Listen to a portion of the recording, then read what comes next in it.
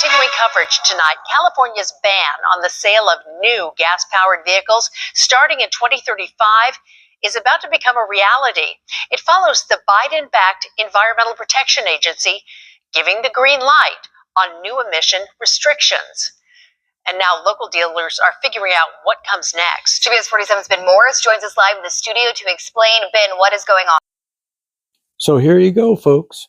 And let me tell you from people around the country, if you don't think this is going to affect your state legislatures to pass laws to go ahead and ban new sales of gas-powered vehicles in your state, you're sadly mistaken, because they're going to do this after California does it.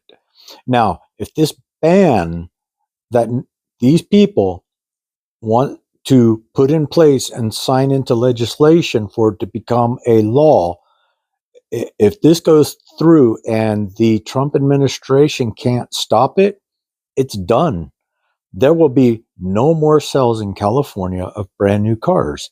Now, you can still go to dealerships and buy used cars. The used car trade will be the best explosion in California that people have seen in a long time.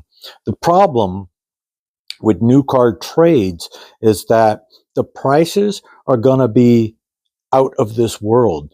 These dealerships don't want to lose money, so they're going to try and jack up the prices on these used cars worse now than ever before in the history of used cars. That's just what I'm saying. I don't know, but this is terrible. Catherine, with the EPA approving 2 emissions waivers allowing Governor Gavin Newsom and the state to start phasing out sales of new gas cars, those selling them are just trying to prepare for whatever comes next. Starting in 2035, all California car dealers will not be allowed to sell new gas cars, only new zero-emissions ones. The phase-out starts in 2026. It comes after the Environmental Protection Agency greenlit the state's Advanced Clean Cars 2 initiative, program kicked off by a 2020 executive order by Governor Gavin Newsom, who some dealers are already preparing for and one they are expecting to be pricey. Pricey indeed, folks. You're talking hundreds of thousands of added costs to these dealerships to put the marketing out for these vehicles. They have to put these charging stations all around their lots for these vehicles. They're oh my gosh, the outcome of all electric vehicles being sold in California is going to smash competition, because who can afford all these added costs on top of what these vehicles already cost? And given the fact that I would say probably 60% of the people in California rent apartments. Apartment complexes have hardly nowhere to park cars. You could have one car, one spot. Any other places, you get towed unless you park in a visitor's lot, or you got to park out on the street. How are you going to charge your cars? California, we already have one of the highest fire seasons in the history of our country. California's electricity grid is always crashing. Every winter, every summer, it crashes. Every time we got fires, they got these rolling blackouts.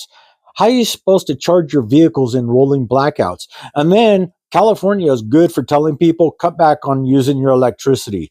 Peak hours, this time to this time, don't use electricity. Try to stay cool, go into a cooling center or something. This is ridiculous. You know what? They're going to hurt Californians. The poor people of California that drive gas cars can't afford these new cars. Insurance are double on these electric vehicles because of the fires. The electricity that you have to pay to charge your vehicle, insanely crazy. It costs just as much as gasoline costs you in a lot of places. Electricity is going to start going higher and higher. It's going to cost you more to charge your vehicle than it would be just to put a couple of gallons of fuel in your car.